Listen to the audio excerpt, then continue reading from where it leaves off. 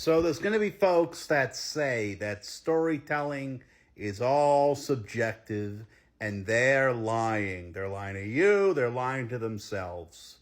Because there is an objective worth of storytelling, an objective value to it. And here's what it is. You got to remember the 3 P's. PPP, PPP.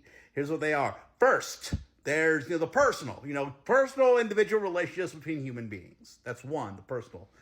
2, there's the political. Where we got the individual human beings, but then you got like the rules that the human beings live in, the society, the politics, who's on top, how do they make the rules that people live by, what is the value of those rules, how do those rules affect the people. But then there's the 3rd P, the philosophy. Like, given the personal relationships and given the political relationships, what broad conclusions about life itself can be drawn?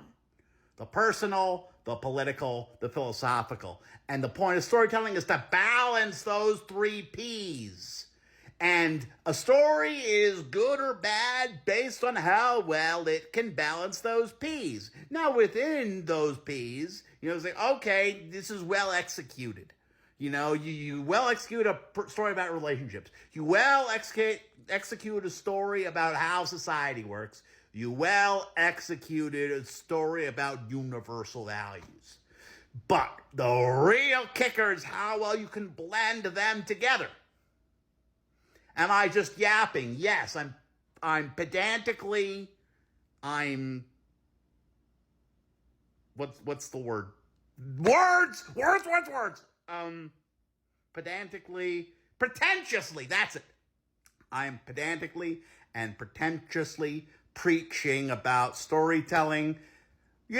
Folks want to hear preaching about stuff, like this is why I like preaching about. Other people preach about other stuff, personal relationships, how society functions, and universal values, but you gotta have all 3. Well, I obviously fail at the personal part of it, because people, they just want personal, and I don't care. But obviously that's a me weakness. I think it's a them weakness, but no, it's me. I'm the weak one. Because, philosophical, I guess, but how can you draw philosophical ideas? Where the hell do they come from? Political, it's too focused on events, like the current events. Who's on top, who's on bottom, how are they implementing their plan? Whiz and all that. But everyone, I guess Eleanor Roosevelt was right, but maybe she's mean. Meaning.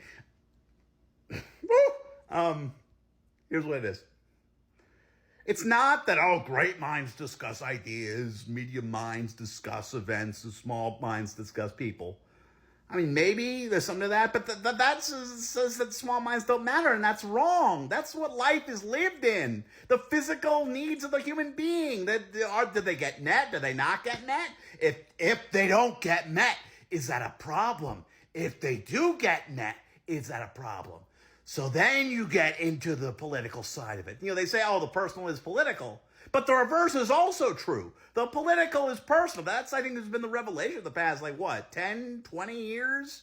That, politics is the expression of individual drives on all levels. And then there's the philosophical, which takes all of that, all those individual elements, and draws larger conclusions about life itself.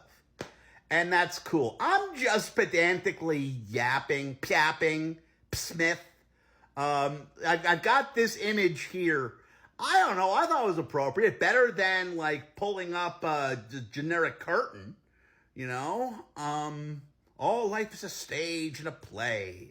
There's that 7 Ages Shakespeare speech. That's cool. Shakespeare balances all 3. And there's this great Indian author, Amish, who balances all 3. So if you balance all 3, that is where you find true success. But it's hard to do because you're gravitating to one or the other. But getting all 3, that's the trick. Signing off.